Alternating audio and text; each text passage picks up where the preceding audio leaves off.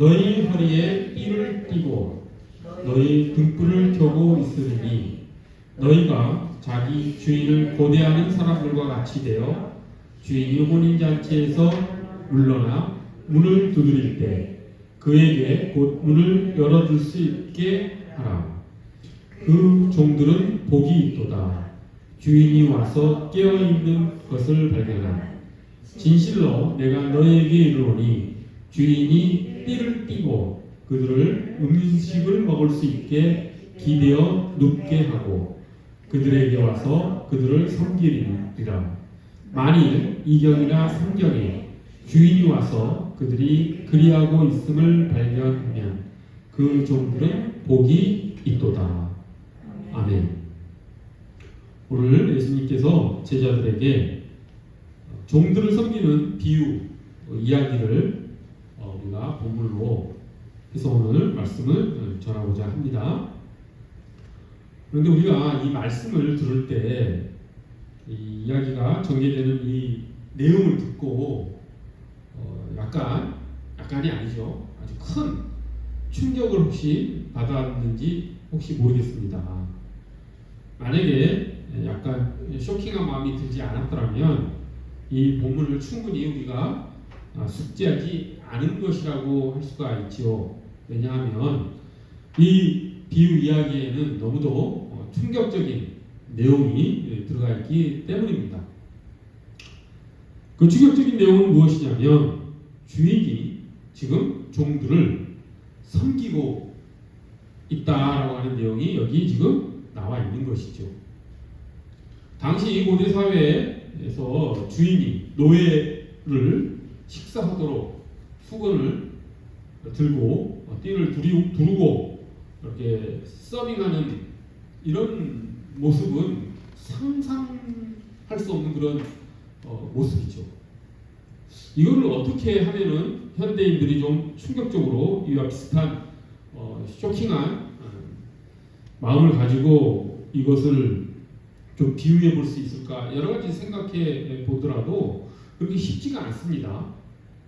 주인이 종들을 식사하게 하고 주인이 그 종들에게 식사를 할 수 있도록 옆에서 시중든다라고 하는 이 모습을 현대의 어떤 모습이 과연 이 충격적인 이 모습을 좀 우리가 느낄 수 있도록 좀 예를 들 수 있을까? 아무리 생각해봐도 이렇게 생각이 이렇게 잘 되지는 않더라고요. 아마 이 정도 얘기 정도 될까요? 이제 외국의 회사 사장이 출장을 갔다가 돌아왔는데 말단 사원이 아주 열심히 자기에게 맡겨진 일을 성실히 하고 있는 모습을 사장이 보고 이제 그 말단 사원 몇몇을 데려다가 식사 대접하는 정도 이거 가지고 이렇게 충격적이진 않죠. 이런 정도의 내용이 아니라 이제 그 사장이 그 사원들에게 그 회사의 사장이 가지고 있었던 주식 전부를 그 말단 사원들한테 다 주고 그 사원들을 그 회사의 최대 주주로 만드는 그런 정도 같은 일이 벌어진다고 한다면 아마 현대인들이 깜짝 놀랄 것입니다. 오늘날 현대인들은 무엇보다도 돈에 민감한 그런 측면들이 있기 때문에 그 정도 얘기를 해야지 오늘 본문 내용이 조금 우리에게 충격적으로 다가올 것이라고 하는 그런 이야기이지요. 우리가 성경을 볼 때 한 가지 조심해야 될 것 중에 하나가 바로 이런 것이죠. 우리는 성경을 너무 익숙하게 알고 있기 때문에 성경이 말하고 있는 그 메시지에 우리가 감격으로 또 이렇게 감정을 이렇게 업해서 받아들이지 못한다라고 하는 그런 것이 우리가 성경을 바라보면서 갖지 말아야 할 태도인데 그게 좀 우리가 성경을 바라보는 잘못된 태도인 것이죠. 성경이 우리에게 제시하는 내용을 그 예수님께서 우리에게 말씀해 주시는 그 이야기를 듣고 우리가 좀 충격적으로 또 감격해서 받아들여야 될 내용들이 너무 많은데 우리가 그것을 너무 무덤덤하게 받아들이는 경우가 너무 많다라고 하는 것이죠. 그래서 오늘 과연 우리가 이 예수님께서 제자들에게 주신 또 우리에게 주신 이 비유 말씀을 듣고 우리가 처음에 읽었을 때는 좀 충격을 받지 못했다 하더라도 이 말씀을 우리가 잘 받아들여서 정말 예수 그리스도의 그 사랑은 놀라운 것이구나 라고 하는 그런 감격의 마음으로 예수님의 사랑을 우리가 받아들였으면 좋겠습니다. 오늘 본문에 예수님께서 말씀하신 종들을 섬기는 주인의 모습은 실제로 예수님께서 행동으로 옮기셨지요. 비유로만 말씀하신 것이 아니라 정말 종들을 섬기는 주인의 자세로서 제자들을 섬겼던 역사적 사실이 예수님께서 직접 몸으로 행하신 사건이 있었죠. 그때가 언제입니까? 예수님께서 제자들과 마지막 밤을 보내실 때, 저녁 식사를 마지막으로 제자들과 했을 때, 최후의 만찬 때 예수님께서 이 비유에 나오는 이 말씀대로 행하셨죠. 예수님께서 수건을 허리에 두르시고 겉옷을 벗어버리시고 수건을 허리에 두르시고 제자들 한 명 한 명의 발을 닦아주신 그런 일을 예수님께서 하셨습니다. 그때 역시 베드로답게 베드로가 어떻게 반응합니까? 주님께서는 저의 발을 절대로 닦으실 수 없습니다 라고 베드로가 말을 하죠. 이 베드로의 근데 이 반응이 엉뚱한 것이 아니라 너무도 자연스러운 베드로의 반응이었죠. 왜냐하면 당시 이스라엘 사람들에게 발을 닦아준다라고 하는 것은 노예에게도 시킬 수 없는 일이었죠. 이방인 노예들한테는 시킬 수 있었지만 같은 이스라엘인이면서 종의 처지에 빠진 그런 노예한테는 발을 씻기는 일을 시키지 않습니다. 그만큼 아주 모욕적인, 아주 천한 일이었기 때문에 발 닦이는 일은 시키지 않죠. 그러니까 베드로가 예수님께서 자신들의 발을 닦아준다고 하니 그렇게 반응하는 것은 너무도 당연한 반응이었던 것이죠.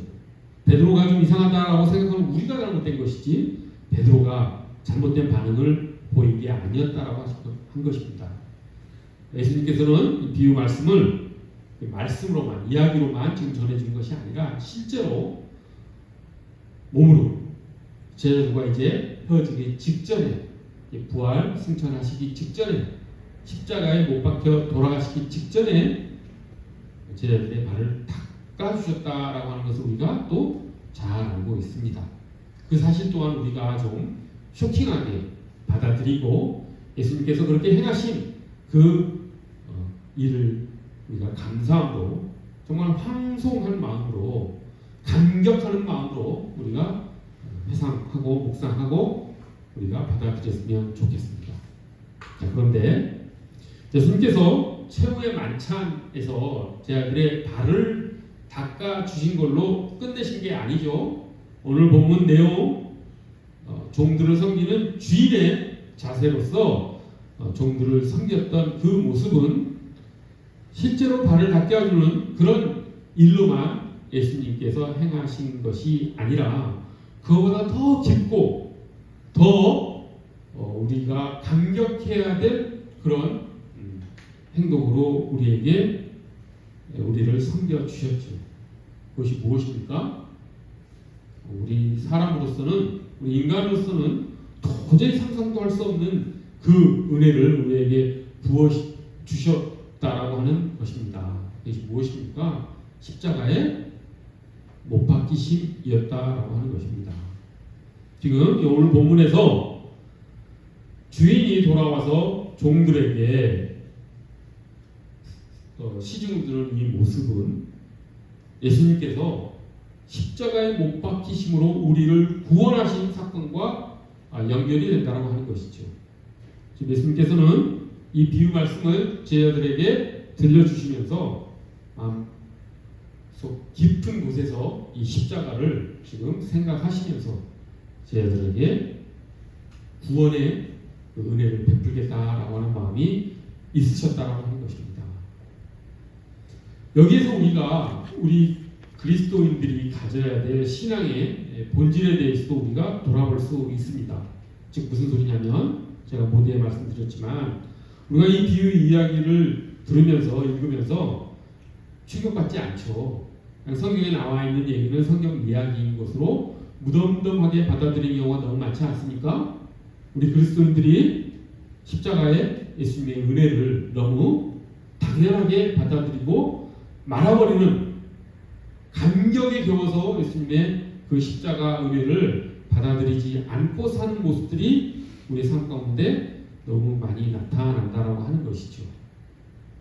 그렇게 연결해 보면 우리가 예수님의 십자가의 은혜를 얼마나 감격해서 바라보고 있는가, 그것을 또한 감사함으로 연결해서 우리가 그 십자가의 은혜에 올바로 반응하며 살아가는가 라고 하는 것을 우리가 성찰해 볼 때 우리가 회개해야 될 것이 참으로 많다라고 하는 것입니다.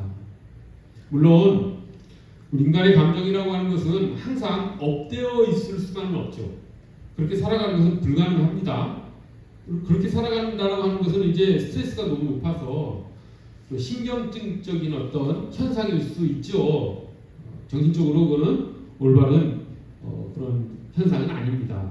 따라서 우리가 예수님께서 우리를 위해서 우리를 대신하여 대속의 은혜를 베풀어 주신 것을 항상 감격에 의해서 반응할 수는 없습니다. 하지만 때로는 우리가 찬양 가운데 기도 가운데 또 문득 우리가 살아가면서 그런 감격에 겨운 때가 있죠. 하지만 그것이 지속되는 것은 좀 이상할 수 있습니다. 하지만 그 감격이 우리의 삶 가운데 감사함으로 나타나고 그 감사함으로 우리가 살아가는 모든 일들의 바탕이 되는 그런 신앙을 우리가 갖기를 바란다고 하는 것이죠. 예수님께서는 이 비유 말씀을 하시면서 아마 의도하셨던 것은 바로 우리가 그렇게 예수 그리스도의 십자가에 반응하며 감격에 겨워 또 감사함으로 하나님께서 우리에게 맡겨주신 모든 일에 사역에 우리가 성실히 묵묵히 행해 나가기를, 오늘 본문에 나오듯이 이 종들도 게으른 종들이 아니었죠. 허리에 띠를 뜨고 등불을 켜고 예수님이 오시기만을 기다렸던 이 종들처럼 우리가 살아가기를 간절히 바라시면서 아마 이 비유 말씀을 하셨을 것입니다. 예수님께서 이 비유 말씀을 하시면서 우리에게 바라셨던 그 의도에 맞는 삶을 우리가 좀 살아갔으면 좋겠습니다. 오늘 이 본문 말씀 조금 더 자세히 상세히 좀 살펴보도록 하겠습니다.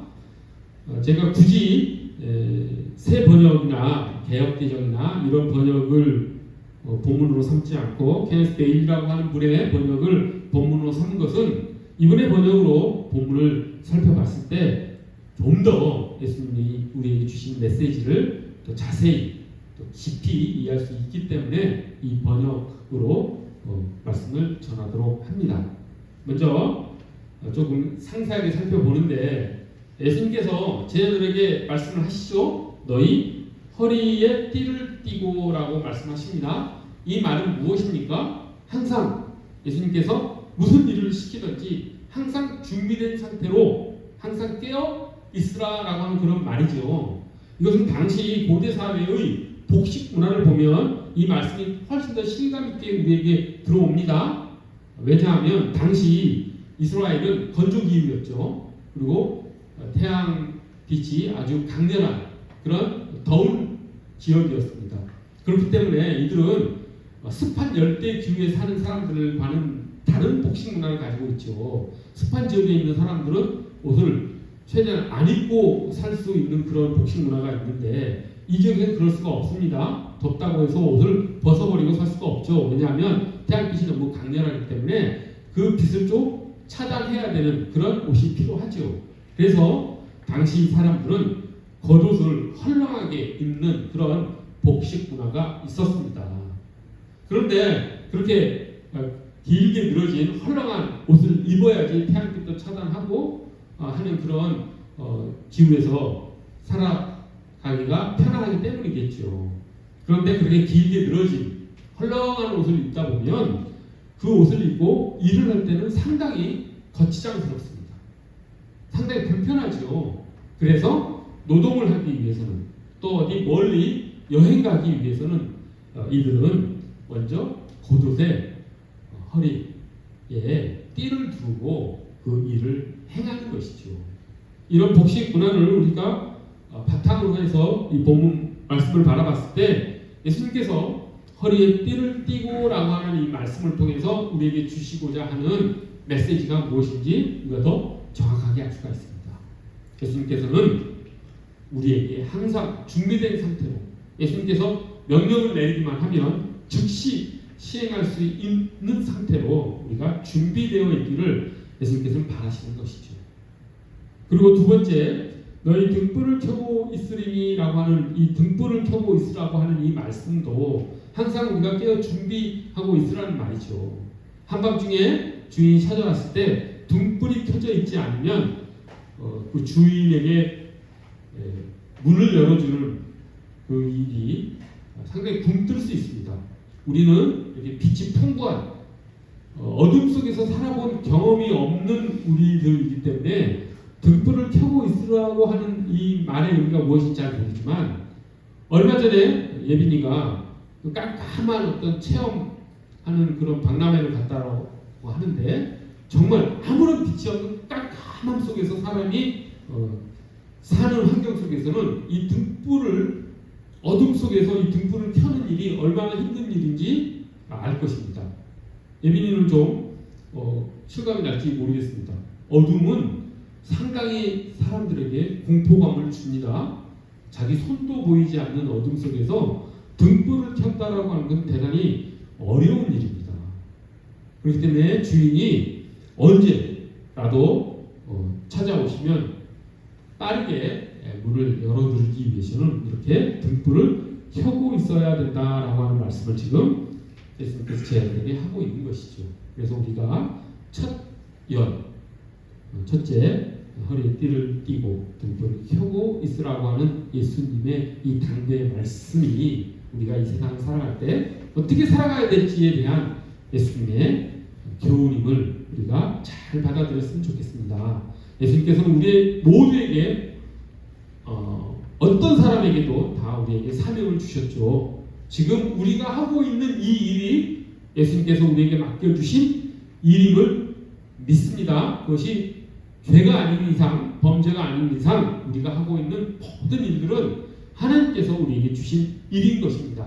그 일을 오늘 본문에 나와 있는 것처럼 허리에 띠를 띠고 등불을 켠 상태에서 항상 예수님의 말씀을 받는다라고 하는 그런 준비된 자세로 깨어있는 자세로 우리가 성실히 묵묵히 하나님께서 우리에게 주신 사명을 감당해 나아갔으면 좋겠습니다. 그리고 이제 2연에 들어와서 또 예수님께서 계속 말씀을 하시죠. 자기 주인을 고대하는 사람들과 같이 되어라고. 근데 개역개정이나 또 영어 성경을 보더라도 고대하는이라는 그런 단어를 쓰지 않고 기다리는이라고 하는 단어를 쓰는데 케네스 베일리는 여기서 고대하는이라는 단어를 써서 종들이 어떻게 예수님을 맞이할 준비를 하고 있는지를 좀 더 실감나게 번역을 했습니다. 원어는 기다리는, 고대하는 둘 다로 해석할 여지가 있습니다. 고대하는이라고 해석하더라도 전혀 문제 될 것은 없습니다. 그런데 고대하는이라고 해석을 하면 훨씬 더 우리가 주님의 말씀을 더 실감나게 받아들일 수 있는 이유는 무엇이냐면 기다린다라고 하는 것은 좀 수동적이죠. 우리가 버스를 기다린다라고 하는 것은 그냥 수동적인 어떤 행동만을 나타내는데 고대하다라고 하는 말은 어떻습니까? 기대감을 가지고 주인이, 즉 예수님이 빨리 오셨으면 좋겠다라고 하는 희망을 가지고 소망을 가지고 어떤 역동적이고 능동적인 삶의 자세로서 예수님을 기다린다. 주인이 오기를 기다린다. 마치 어렸을 때 아버지가 집에 들어오시기만을 기다리는 어린아이처럼 그때 왜 아버지를 그렇게 기다렸습니까?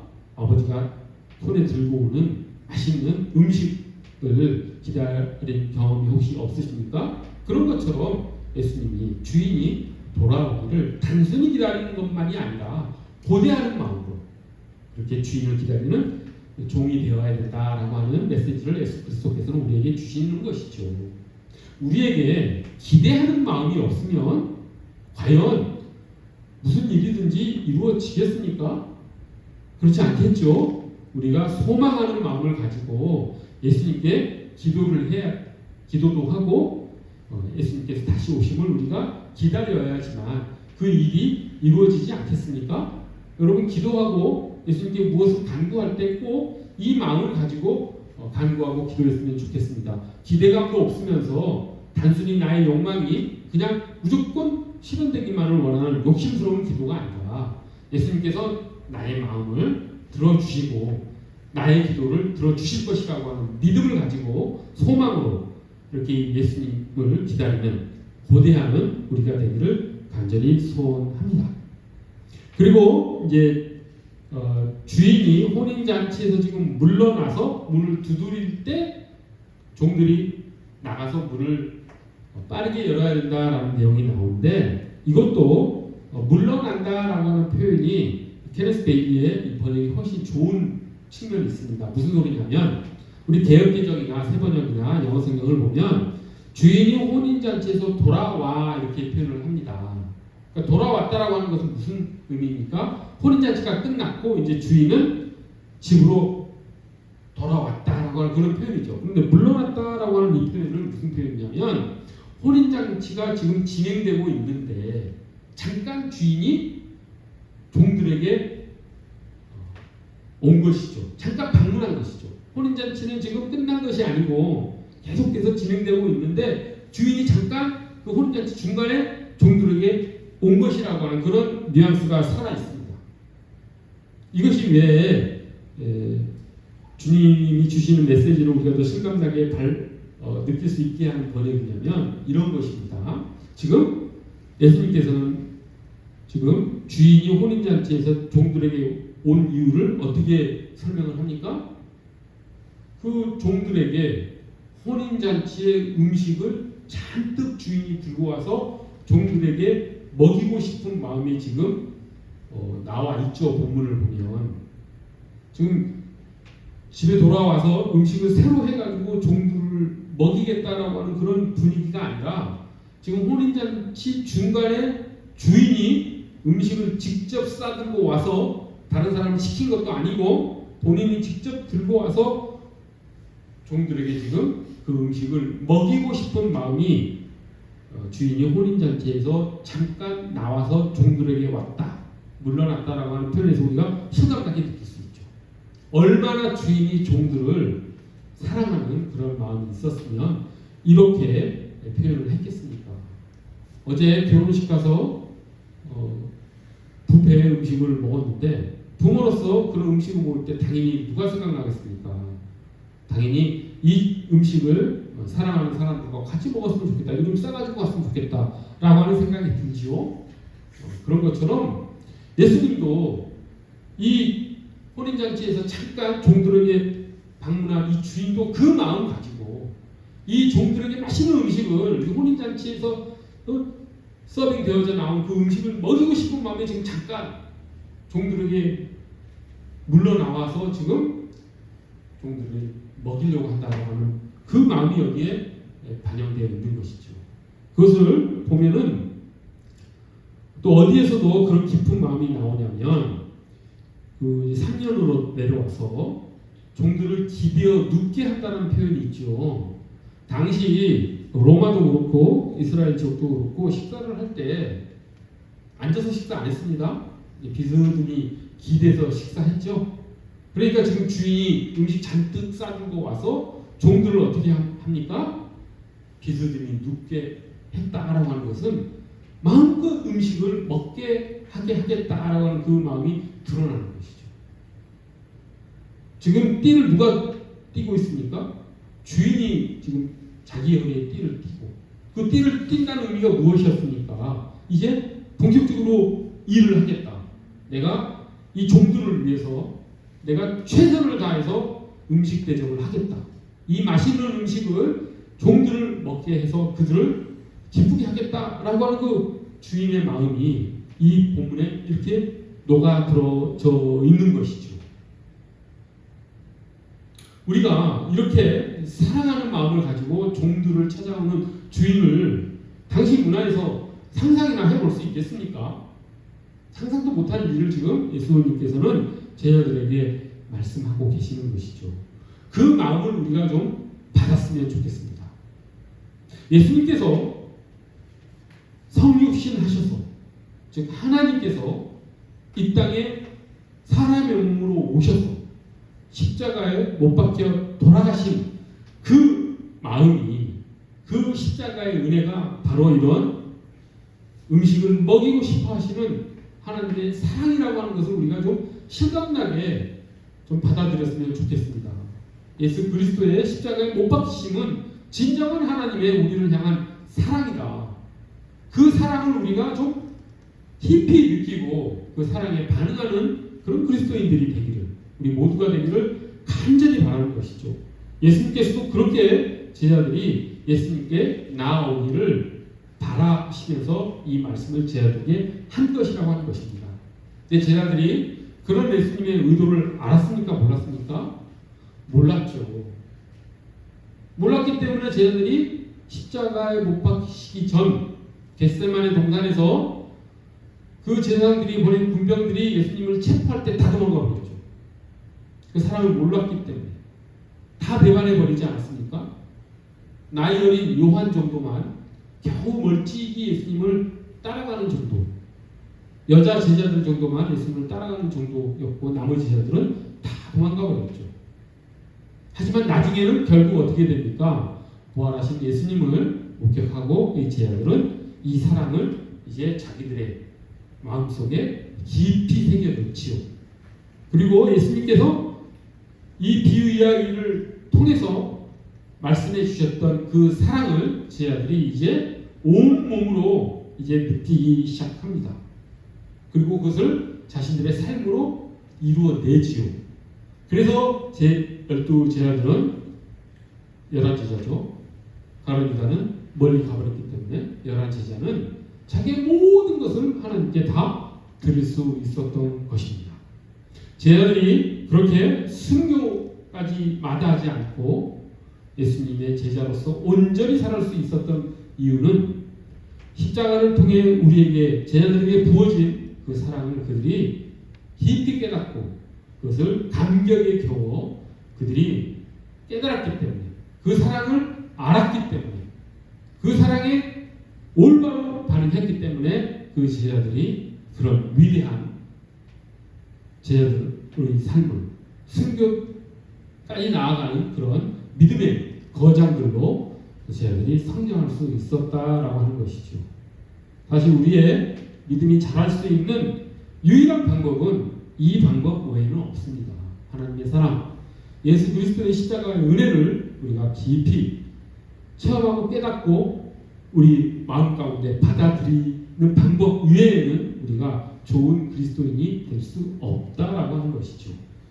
정말 오늘 예수님께서 우리에게 전해주신 이 종을 섬기는 이 주인의 비유 말씀을 통해서 예수님께서 우리에게 주시고자 하는 그 메시지를 우리가 정말 진심으로, 진정으로 받아들였으면 좋겠습니다.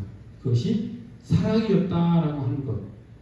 성경을 요약해서 단 한 단어로 뽑아내면 그것이 사랑이었다라고 모든 사람들이 다 이야기를 하지요. 그것처럼 십자가를 통해서 우리에게 전해진 그 사랑에 감격과 감사로 반응하며 하나님의 자녀로서, 하나님의 백성으로서, 하나님의 친구로서 살아가는 우리 모두가 되기를 간절히 소원합니다. 기도하겠습니다. 거룩하고 자비로우신 하나님 아버지, 우리가 예수 그리스도의 그 십자가의 은혜를 너무 무덤덤하게 바라보며 지낼 때가 너무 많습니다. 하나님, 저희에게 항상 깨달음을 주셔서, 또한 저희에게 은혜를 주셔서 저희가 다시 구원의 기쁨을, 구원의 감격을 회복하고 그 구원을 저희가 감사함으로 받아 살아가는 우리 모두가 될 수 있도록 하나님 저희를 인도하여 주시옵소서. 그 감사함이 저희 삶 가운데 나타나기를 원합니다. 하나님의 사랑에 저희가 올바로 반응하며 살아가는 우리 모두가 되기를 바랍니다.